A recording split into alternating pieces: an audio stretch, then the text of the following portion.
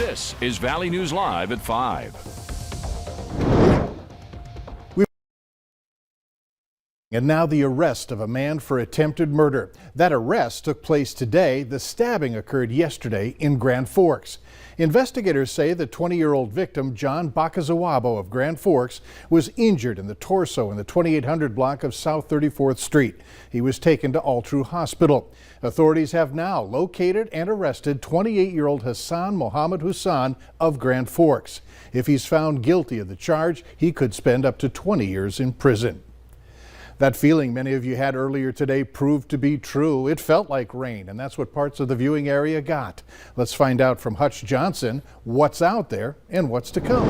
Hutch? Mike, thanks so much. Good evening, everyone. We do have showers pushing right into the FM area. You're looking at that 32nd Avenue exit on I-29 as the rain showers are just getting here, at least the heaviest core, where you see the yellows and orange pixels here, southeast North Dakota, moving into Lakes Country. Fergus Falls getting some showers, some thunderstorms heading towards St. Cloud this hour.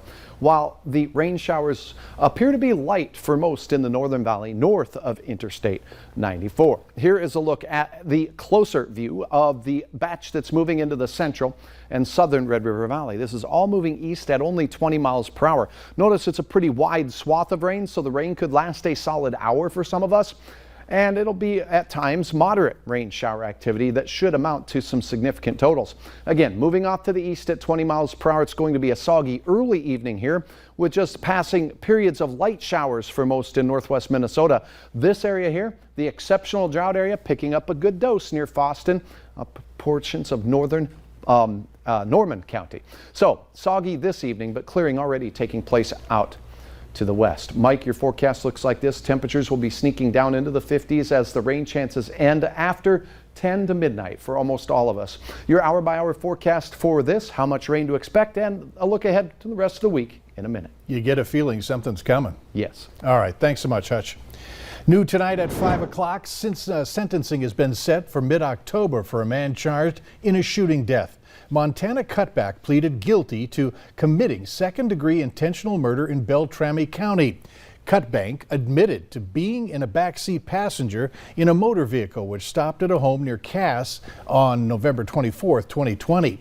Cutbank acknowledged meeting with the victim outside the residence and intentionally shooting him in the head. Grand Forks police have now identified the victim of a weekend shooting at 28-year-old Megan Leah Gustafson. They also say the manslaughter charge against 26-year-old Ahmed Mohammed Abdullah has now been amended to murder. The shooting happened early Sunday morning at a home in the 1300 block of 8th Avenue North. Police were close by that night and heard the gunshot and saw Gustafson leave the home before falling to the ground.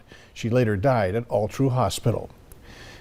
We now know the name of a man killed in a shooting Friday in Moorhead. Authorities say that Abdi Muhammad Abdi of Fargo died of gunshot wounds that he received during the incident in the area of the 3000 block and 17th Street South. No one is in custody. Police are asking anyone with information, including home surveillance video, to call Red River Regional Dispatch Center at 701-451-7660. The motorcyclist killed in a crash with the vehicle on September 5th has now been identified as Joshua Johnson of Dilworth. It happened on 2nd Street Northeast, approaching Center Avenue Highway 10 in Dilworth. Investigators say that Johnson left the roadway, struck the vehicle heading west, and later died at a local hospital. The driver of the other vehicle was not injured. The investigation is still ongoing as they await medical reports. Friday's fire in Detroit Lakes is being called accidental and unintentional. The fire chief says it started outside an apartment unit above Matson's Barbershop and spread from there. Those living or working in the 4 units that were directly impacted will be displaced until further notice. Neighboring apartments and business units sustained smoke and water damage. The chief also says the department was very lucky they were able to contain the fire as well as they did before it impacted the many surrounding businesses in nearby Washington Square Mall. Valley News Live continues to investigate after some Moorhead Middle School parents told us their children were locked in a school bus on Friday after the bus driver made an unscheduled stop. One mom tells us that she was waiting for her son's bus at around 4 that afternoon, and she says she saw a bus pull up behind a Hornbacher's instead of the scheduled stop. She claims the bus stayed until almost 5. She also says that parents were pounding on the bus door trying to get their students out. When her son came out of the back door, she said that he was shaking and crying. Now, Moorhead Area Public Schools tells us the unexpected stop was in response to a disruptive student that was placing students at risk. You can read the full statement from the district on our website by going to valleynewslive.com.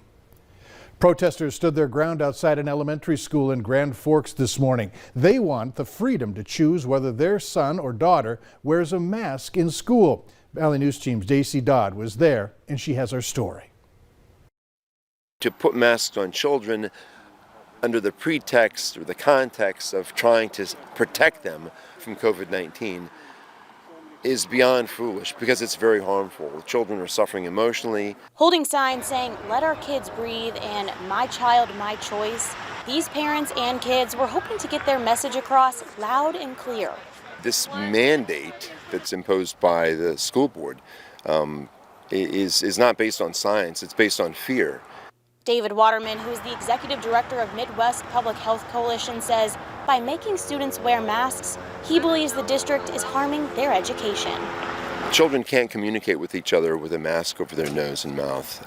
Their expressions are blocked. It makes them fearful.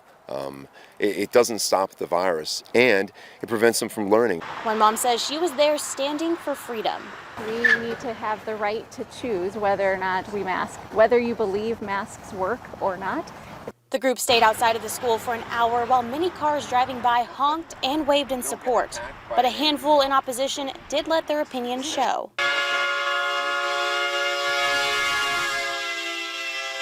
Several of the protesters say they will take their message to the school board meeting to let the board know their views on masking. And they're just not listening. So we're just here to let other people know that they have a voice for their children. And I think we need to come tonight to the school board meeting to remind them that the parents are the ones that have the power over their children. In Grand Forks, J.C. Dodd, Valley News Live. We did reach out to the school district for reaction. We have not yet heard back. That Grand Forks School Board meeting is set to begin tonight at 6:30. With kids back in school, it is important for parents and teachers to know the differences between COVID, the flu, and colds.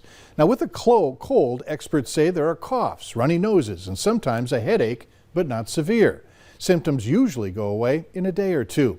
The flu and COVID-19 have similar symptoms with fevers, chills, muscle aches, and even fatigue. But flu symptoms show between 1 to 4 days after infection, while COVID-19 average around 5 days and can last longer than the flu. One person on average can spread COVID-19 to 6 or 8 people. It's important to get tested for COVID-19 symptoms, especially if you aren't vaccinated or don't qualify for the vaccine. Pfizer and BioNTech are expected to seek approval of their coronavirus vaccine for the vaccine. As young children as young as 5 with the couple need to go in the next couple of weeks. The company's co-founder and chief physician says the company will present its results soon and apply for approval for children between the ages of 5 and 11. While the vaccine is the same as the adult shot, the dose would be lower. In the weeks leading up to the return to this classroom, more than 46,000 Minnesota students between the ages of 12 and 17 got their first vaccine dose. Governor Tim Walz says since the state launched its Vax to School campaign, the percentage of 12 to 15-year-olds who got at least one dose rose from 43% to 54.6%. Likewise, the figure for 16 to 17-year-olds rose from 54.2% to 60.5%. The pressure was on the United States Secretary of State this afternoon. Later on Valley News Live at 5, how he responded to questions on the handling of Afghanistan. And Daryl the Puddle Ducky in with the end-on report from some of the locations in south central North Dakota. Jamestown, over 1/2 inch, how about 3/4 of an inch or so in both near Humboldt and Edgeley.